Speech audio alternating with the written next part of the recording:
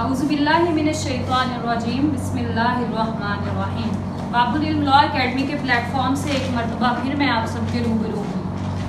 जैसा कि आप सब लोग जानते हैं कि एक सीरीज़ ऑफ डिस्कशन हमने स्टार्ट की हुई है, जिसमें हमने पहले सीजे एग्ज़ाम के सिलेबस में शामिल जो उर्दू की बुक्स हैं उन पे रिव्यू किया है। आज से हम एक नई सीरीज़ स्टार्ट करने जा रहे हैं जो कि सीजे के इंग्लिश के पेपर में जो बुक्स शामिल है, तो उन पे हम 1 बाय 1 डिस्कशन करेंगे ताकि ये सब लोगों के लिए यूज़फुल साबित हो और इस प्लेटफॉर्म से हर किसी को बेनिफिट ही हो। हमारा जो आज का टॉपिक है डिस्कशन का वो सर फ्रांसिस बेकन और उनका ऐसे ऑफ स्टडीज़ है। ऑफ स्टडीज़ में जाने से पहले मैं कुछ सर फ्रांसिस बेकन के मुतालिक बात करना चाहूँगी, क्योंकि जब तक आपका माइंड राइटर के मुतालिक सेटअप नहीं होगा कि राइटर कौन है, किस एरा से ताल्लुक़ रखता है, उसका राइटिंग स्टाइल क्या है, उसका करियर क्या था, उसकी रीडिंग्स, उसकी जो थी राइटिंग्स, उसमें क्या क्या चीज़ें शामिल हैं, जब तक आपको ये चीज़ें क्लियर नहीं होंगी तो आप फिर फर्दर उसकी राइटिंग्स को किस तरह समझ सकेंगे। तो मैं अपनी जो आज की डिस्कशन है उसको फ्रांसिस बेकन के इंट्रोडक्शन से स्टार्ट करती हूँ और उसको इसके famous saying a prudent question is 1/2 of wisdom से स्टार्ट करती हूँ। इसके बाद मैं आपको ये बताना चाहूँगी कि सर फ्रांसिस बेकन जो है वो 1561 में इंग्लैंड में पैदा हुए और 1626 को 65 इयर्स की एज में उनकी इंग्लैंड में ही डेथ हुई और वो हार्टफोर्डशायर में ही दफन हैं। उनके फादर का नाम सर निकोलस बेकन था और जो कि एक बहुत ही अहम ओहदा रखते थे इंग्लैंड की सियासत में, यानी कि ये बहुत ही मुतमव्वल और खाते पीते ख़ानदान से ताल्लुक़ रखते थे। इनको father of empiricism, father of renaissance era, इनको फादर ऑफ इंग्लिश ऐसे और इनको पिलर ऑफ मॉडर्न फिलोसफी और साइंस का पिलर भी इनको कहा जाता है। इनको पिलर ऑफ मॉडर्न फिलोसफी और मॉडर्न साइंस भी कहा जाता है। ये पॉलिटिशियन भी हैं, ये साइंटिस्ट भी हैं, ये राइटर भी हैं, ये लॉयर भी हैं। इनका साइंस के मुतालिक ये कहना है कि scientist requires evidence from real world, कि साइंटिस्ट जो है उसको हकीकी दुनिया में से तजुर्बात करने चाहिए। उसकी इस बात का मैं आपको यहाँ से रेफरेंस देना चाहूँगी कि इनकी जो डेथ है 1626 में वो निमोनिया की वजह से हुई और किसी जगह पे मुझे ये रेफरेंस पढ़ने को मिला कि ये कबूतर के गोश्त के ऊपर बर्फबारी में तजर्बा कर रहे थे साइंस के लिए। एक जगह पर मुझे ये पढ़ने को मिला कि शायद ये चिकन के गोश्त के ऊपर तजर्बा कर रहे थे, तो निमोनिया की वजह से, ठंड लगने की वजह से इनकी डेथ हो गई। अब मैं इनके कुछ कैरियर के मुतालिक बात करूंगी कि इनका कैरियर या पब्लिक लाइफ में एंटर कैसे हुए। ये 23 साल की उम्र में जो है अपनी पब्लिक लाइफ में एंटर हुए। 1584 में पहली दफ़ा ये पार्लियामेंट के मेंबर बने। इनको जीनियस विद इवल माइंड या जीनियस करप्ट मैन भी कहा जाता है। जब इनको जीनियस करप्ट मैन कहा जाता है तो इस मौका पर मुझे फ्रांसीसी अदीब बाल्ज़क की एक स्टेट कोटेशन बहुत शिद्दत से याद आती है, behind every great fortune there is a crime. अब मैं इनके कुछ कैरियर के मुतालिक आपको बताना चाहूँगी। सबसे पहले 1603 में इनको नाइटेड किया गया या नाइटहुड का जो है इनको स्टेटस मिला। नाइटहुड एक ऐसा रैंक है जो कि आपको कोई बहुत अच्छा काम करने पर दिया जाता है, या आप नोबेलिटी से ताल्लुक़ रखते हो, और इंग्लैंड में ये एक बहुत अच्छा ओहदा समझा जाता है। इसके बाद 1613 में ये अटॉर्नी जनरल बने, 1607 में सॉलिसिटर जनरल बने, Lord keeper of great seal 1617 में बने, लॉर्ड चांसलर ऑफ इंग्लैंड 1618 में, जो कि लॉर्ड चांसलर एक बहुत ही बड़ा ओहदा समझा जाता है और ये उस ओहदे पर भी रहे। फिर ये 6ठे नंबर पर विस्काउंट सेंट एल्बेज रहे 1621 में। इनकी डेथ, जैसे कि मैंने आप लोगों को बताया कि इनकी डेथ 1626 में हुई, तो अपनी डेथ से 5 साल पहले इनको पब्लिक लाइफ से रिटायर कर दिया गया, क्योंकि इनकी करप्शन और करप्ट प्रैक्टिसेस जो हैं वो बहुत ज़्यादा मंजर आम पर आने लग गई थी। फिर इनके ऊपर चार्जेस आ गए बहुत ज़्यादा। और अगर इनकी बात करें कि इनके कंटेम्परेरीज कौन थे, कंटेम्परेरी से हम मुराद लेते हैं कि इनका हम असर कौन था, इनके ज़माने में और मज़ीद कौन कौन से लोग थे जो कि बहुत मशहूर हुए। तो उनमें शेक्सपियर और चौसर, एक दो जो शख्सियात हैं, ये बहुत फेमस नाम है जिनको हम सब लोग किसी ना किसी हवाले से जानते हैं। अलेक्जेंडर पॉप इनके बारे में राइटली कहते हैं कि the meanest, the wisest, the brightest and the meanest of the Mankind. इसके बाद मैं आपको बताना चाहूँगी कि इनकी राइटिंग्स, इनके जो एसेस थे, इनकी जो वाइज सेइंग्स थी, वो 3 एडिशंस में हमारे सामने आए। सबसे पहले इनके जो 1597 में 10 एसेज आए, 1612 में फिर 38 एसेज आए और 1625 में 58 एसेज आए, जिनको ये काउंसल्स सिविल एंड मॉरल कहते हैं। काउंसल से हम मुराद लेते हैं एडवाइस, मतलब ये नसीहत करते हैं। लेकिन इस मौके पर मैं आपको एक और बात आपके इल्म में इजाफा करना चाहूँगी कि इनका ज़्यादातर काम जो है वो लैटिन लैंग्वेज में है, क्योंकि ये लैटिन लैंग्वेज को सोफिस्टिकेटेड और बहुत ही अच्छी ज़ुबान समझते थे। इंग्लिश को ये इतना कोई बेहतर लेकिन अल्लाह ताला की कुदरत ये देखें कि इनके जितने भी काम को शोहरत हासिल हुई वो इनके इंग्लिश एसेस को ही हुई। इनके 3 गोल्स थे अचीव करने के लिए, to uncover the truth, to serve his country and to serve his church. Queen Elizabeth जो है इनको यंग लॉर्ड कीपर कहा करती थी और इसके कैम्ब्रिज में इन दोनों की मुलाकात हुई क्योंकि बेकन जो है वो कैम्ब्रिज में तालीम हासिल कर रहे थे। अब मैं आपको कुछ इनके राइटिंग स्टाइल के बारे में बताना चाहूँगी कि बेकन का राइटिंग स्टाइल क्या है, ताकि जब हम इनके एसेस पढ़ते हैं तो हम समझ सकें कि वो किस तरह लिखते हैं चीज़ें और क्या चीज़ लिखते हैं और क्यों हमारी समझ में नहीं आ पाती और क्यों वो काज ऑफ फेलियर है सीजे के एग्ज़ाम के अंदर। शायद हम उनका तरीकाकार या बात ही समझ नहीं पाते। सबसे पहले तो मैं आपको ये बताऊंगी कि स्टाइल क्या होता है, किसी भी राइटर का स्टाइल होता क्या चीज़ है। Main style is the manner in which a writer presents his theme, it involves the effective use of literature and literary devices. ये एक चीज़ है स्टाइल। तो बेकन का स्टाइल क्या है कि वो जो ओपनिंग नंबर 1 पे जो ओपनिंग स्टेटमेंट इस्तेमाल करते हैं वो ही बहुत स्ट्राइकिंग होती है। आप जब पहला जुमला ही पढ़ते हैं तो आपकी सारी अटेंशन गेज कर देते हैं और आप वो इतना आपको खूबसूरत लगता है कि आप मज़ीद आगे उसको पढ़ना चाहते हैं। इसकी एग्जांपल मैं आपको ऑफ रिवेंज में से दूंगी। Revenge is a kind of wild justice. जब ये चीज़ हम देखते हैं तो हम इसको मज़ीद पढ़ने पर मजबूर हो जाते हैं कि ओपनिंग स्टेटमेंट ही स्ट्राइकिंग है। एक फिर है कि men in great places are thrice servants. ये ऑफ ग्रेट प्लेसेस में से है कि जो आदमी किसी अहम ओहदे पे पहुंच जाता है वो 3 मरतबा मुलाजम हो जाता है, 3 जगह पे मुलाजमत करता है वो उस जगह पर। एक वो रियासत का मुलाजिम होता है, एक वो मुलाजमत का मुलाजिम होता है और एक वो शोहरत का मुलाजिम होता है। तो ये किस कदर स्ट्राइकिंग स्टेटमेंट है कि जब आप इसको देखते हैं तो ये आपकी तवज्जो अपनी तरफ खींच लेती है। दूसरे नंबर पे जब मैं इनके राइटिंग स्टाइल को देखती हूँ तो ये टर्स स्टेटमेंट्स और एपिग्रामेटिक स्टेटमेंट्स को इस्तेमाल बहुत ज़्यादा करते हैं। टर्स स्टेटमेंट हम उसको कहते हैं जैसे कोई दरिया को कूजे में बंद कर देता है, मतलब बहुत ज़्यादा अल्फाज इस्तेमाल किए बगैर चंद अल्फाज में अपना मायनी जो है वो डिस्क्राइब कर देते हैं। इसकी एग्जांपल मैं लूँगी ऑफ ग्रेट प्लेसेस में से कि it is a strange desire to seek power and lose liberty. कितनी अजीब एक इंसान की ख्वाहिश है कि वो आज़ादी हासिल करते करते अपनी जो पावर हासिल करते करते अपनी लिबर्टी को लूज़ कर देता है। तो कितने कम अल्फाज में उन्होंने अपना मतलब कितनी खूबसूरती से बयान किया है। फिर ये use of proverbs and maxims. कहा जाता है कि बेकन ने जितने मैगजीन्स और प्रोवर्ब्स इंग्लिश लैंग्वेज को दिए इतना किसी और राइटर ने नहीं दिए। ये अपने राइटिंग्स में प्रोवर्ब्स और मैगजीन्स का बहुत ज़्यादा इस्तेमाल करते हैं। इसकी एग्जांपल इस तरह है कि मैन फियर डेथ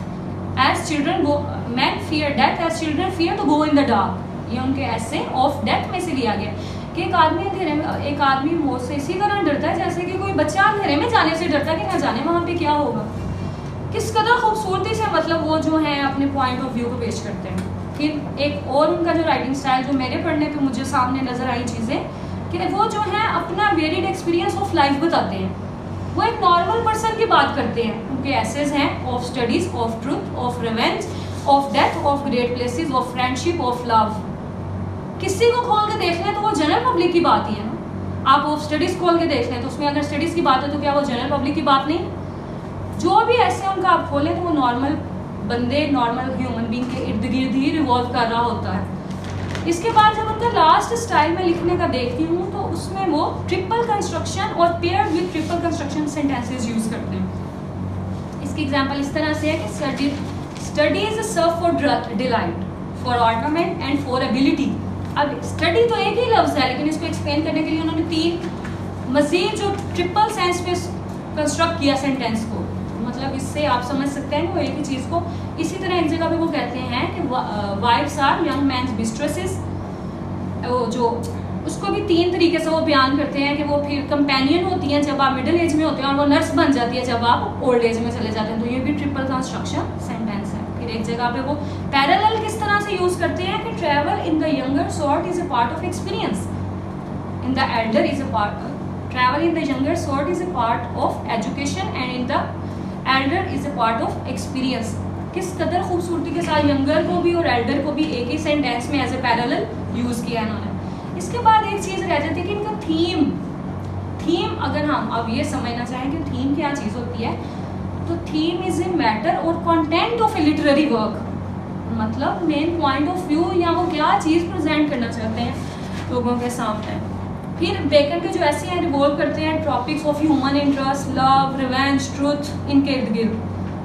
इनके जो एसेज हैं उसमें हमें डाइडोटिक अप्रोच मिलती है, मतलब सबक दे रहे होते हैं हमें किसी ना किसी चीज़ के मतलब बेनिफिट्स एंड जिस तरह अगर हम ऑफ स्टडीज की ही बात करें उसमें वो डिस्कस करते हैं कि बेनिफिट्स और यूजेस क्या है स्टडीज़ के एक बंदे की लाइफ में। तो ये डाइडोटिक अप्रोच इसको हम लिटरेरी सेंस में बोलेंगे। इसके बाद मैं 2-4 उनके मैगजीन्स जो कि बहुत ही फेमस हैं आप लोगों के सामने रखना चाहूँगी, ताकि अगर कहीं कल को आप एग्ज़ाम में फिर होते हैं तो आपके सामने आपके पास एक एग्जाम्पल हो इनकी। और उसके बाद मैं अपनी पार्ट बेस्ड डिस्कशन को एंड कर दूँगी और मेरे फेलोज जो हैं वो फर्दर आपको ऑफ स्टडीज़ के बारे में बताएंगे। A man that studieth revenge keeps his own wound green। जो कोई अपने अंदर इंतकाम का जज्बा जिंदा रखता है तो वो अपने ही जख्म हरे रखता है, किसी को उससे क्या फ़र्क पड़ता है। फिर वो एक जगह पे कहते हैं truth is the daughter of time not of authority. फिर एक जगह पे वो कहते हैं it is natural to die as to born. जिस तरह आप पैदा होते हैं इसी तरह आपका मरना भी कुदरती अमर है। एक जगह पे वो कहते हैं age appears to be best in 4 things, old wood best to burn, old wine best to drink, old friend to trust and old authors to read. इसमें भी अगर हम उनका राइटिंग स्टाइल को देखें तो वो किस कदर खूबसूरती से पॉइंट को चीज़ों को और कैसे टर्स और एपिग्रामेटिक अप्रोच के साथ के दरिया को कूजे में बंद करें कि 4 लाइनों के अंदर ही उन्होंने ज़िंदगी का पूरा फलसफा बयान कर दिया। अब मैं अपनी डिस्कशन को एंड करना चाहूँगी उनके बायोग्राफर की सेइंग के साथ। उनके बायोग्राफर का नाम है लॉरेन एस्ले। वो इनके बारे में कहते हैं more fully than any human being of his time, he entertained the idea of universe as a problem to be solved, examined, meditated upon, rather than as an eternally fixed stage upon which man walked. Thank you. बिस्मिल्लाहिर्रहमानिर्रहीम। Dear fellows अस्सलामु अलैकुम। आए रब्बुल जलाल की बारगाह में दुआ करें कि या इलाही हम तेरे फ़ज़ल के तलबगार हैं, तेरे फ़ज़ल के मुतलाशी हैं, या खुदा हम पे अपना फ़ज़ल फरमा। डियर लिसनर, अल्लाह ताला ने रूए ज़मीन पे इंसानों की भलाई और उनकी बेहतरी के लिए 3 किस्म के लोग इस ज़मीन पे भेजे। नंबर 1 प्रॉफिट्स, नंबर 2 सेंट्स और नंबर 3 आर्टिस्ट। प्रॉफिट्स का सिलसिला नबी अकरम सल्लल्लाहु अलैहि वसल्लम के बाद हमेशा के लिए बंद हो गया और सूफिया इकराम जिनको इस दौरे हाजिर में पहचानना मिलना एक नामुमकिन सी बात है। इंसानों की बेहतरी और उनकी भलाई के लिए जो दरवाज़ा अभी तक खुला है वो है आर्टिस्ट का। आर्टिस्ट वो लोग हैं जो अपने कलम, अपनी आवाज़ और अपने अल्फाज से लोगों की ज़िंदगियों पर अनमिट नकूश छोड़ते हैं। Dear fellows, today we are going to discuss on this platform Babul Ilm Academy the great writer Francis Bacon and one of his essay of studies. Dear listener, अगर हम बेकन का जिक्र करें तो बेकन का तल्लक एज ऑफ रेनेसांस से है और रेनेसांस को age of learning, awakening of mind और नॉलेज का दौर कहा जाता है।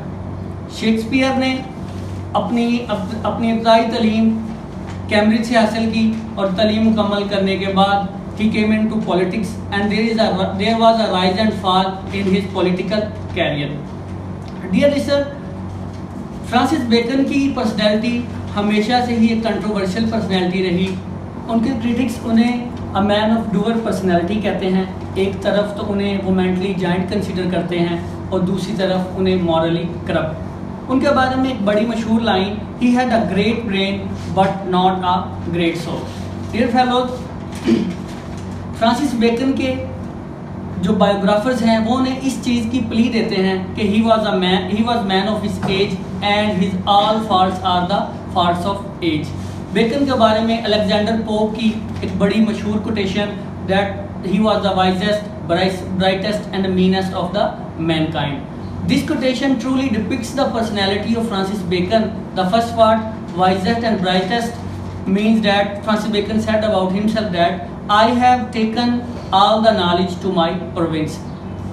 और उसके बाद जो दूसरा पार्ट है इस कोटेशन का कि मीनेस्ट ऑफ द मैनकाइंड, ये चीज़ उनकी ज़िंदगी के ज़ाती मामलात से ली गई, जिसमें वो कहते हैं कि morality is also the part of life but it is subordinate to the worldly success। Dear fellows, Bacon पे क्रिटिसिज्म उनकी मैकेविलियन अप्रोच की वजह से है, क्योंकि मैकेविलियन स्कूल ऑफ थॉट की ये थिंकिंग है कि best interest is self interest. अगर हम बात करें उनके ऐसे ऑफ स्टडीज़ की, तो ऑफ स्टडीज़ में बेकन ने हमें किताबों के बारे में एक बड़ा क्रिटिकल व्यू दिया और एक क्रिटिकल अप्रोच दी। जैसे एक बड़ी ही मशहूर सेइंग है, reading makes our character. Of studies में किताबों के बारे में उन्होंने हमें मुख्तलिफ प्रिंसिपल्स दिए किताबों को पढ़ने के, किताबों को जांचने के, किताबों को अपनी ज़िंदगी में अप्लाई करने के, और किताबों के साथ हमारा ट्रीटमेंट कैसा होना चाहिए। डियर फेलोज, जैसे ऑफ स्टडीज़ ऐसे इन लाइंस के साथ स्टार्ट होता है कि reading serve for delight, for ornament and for ability. कि किताबें हमें मुसर्रत देती हैं, हमारी काबिलियत को बढ़ाती हैं और गुफ्तगू में हमारी रहनुमाई करती हैं।